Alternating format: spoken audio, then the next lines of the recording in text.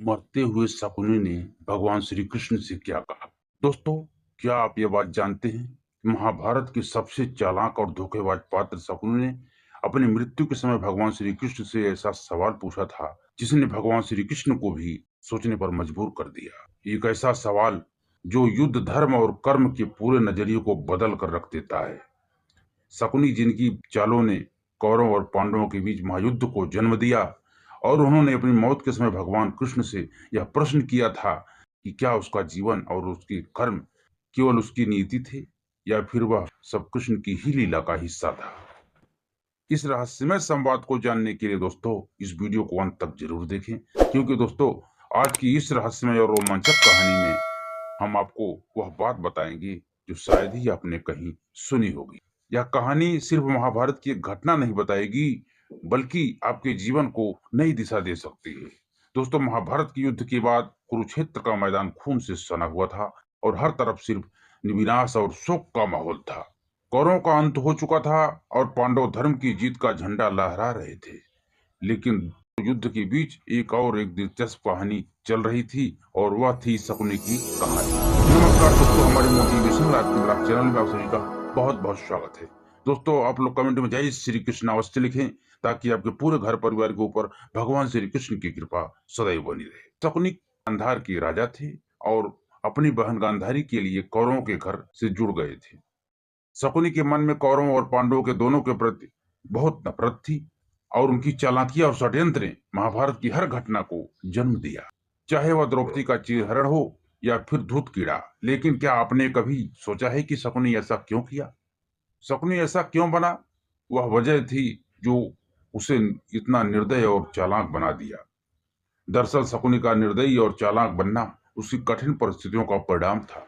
बचपन में अपमान और तिरस्कार से घिरा हुआ वह व्यक्ति कौरवों के घर में सम्मान की तलाश में था। उसकी सारी चालाकियां और षड्यंत्र इस बदले की भावना से पैदा हुए, क्योंकि उसे कभी प्यार सम्मान नहीं मिला। उसकी जीवन की सबसे बड़ी ताकत उसकी चालाकी और झूठी रणनीतियां बन गई। तो दोस्तों, युद्ध के बाद जब भीम ने शकुनी को ललकारा और उसे मारने के लिए उसकी तरफ बढ़ा, तो शकुनी जानता था कि उसका समय आ गया है। लेकिन फिर भी वह मुस्कुराया और बोला, जो बीज मैंने बोया था आज वही फल दे रहा है। लेकिन मुझे अब मौत का कोई डर नहीं। मेरा सवाल तो उस भगवान से है जिसने इस पूरी सृष्टि को रचा है। बस फिर क्या था, भीम ने शकुनी पर हमला किया और उसकी ताकत से वह जमीन पर गिर पड़ा।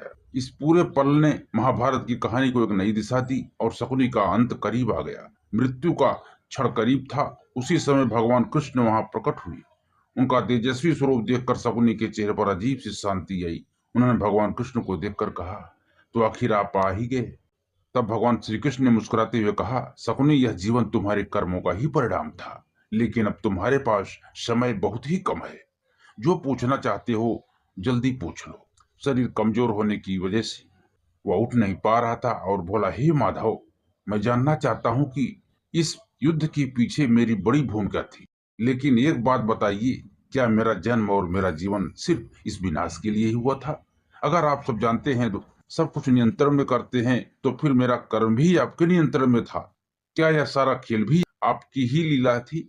यह सवाल सुनकर भगवान श्री कृष्ण कुछ पल के लिए मौन हो गए। चारों ओर एक गहरा सन्नाटा छा गया मित्रों। ऐसा लग रहा था जैसे खुद प्रकृति भी इस प्रश्न का उत्तर सुनने को रुक गई हो। भगवान कृष्ण ने गहरी सांस ली और कहा, शकुनी, तुम्हारा प्रश्न महत्वपूर्ण है। तुम्हारा जन्म और जीवन दोनों ही तुम्हारे पूर्व जन्म के कर्मों का परिणाम है। लेकिन याद रखो, मैंने तुम्हें केवल एक अवसर दिया। निर्णय और कर्म हमेशा तुम्हारे हाथ में थे। तुमने बदले की आग में अपने जीवन को झोंक दिया।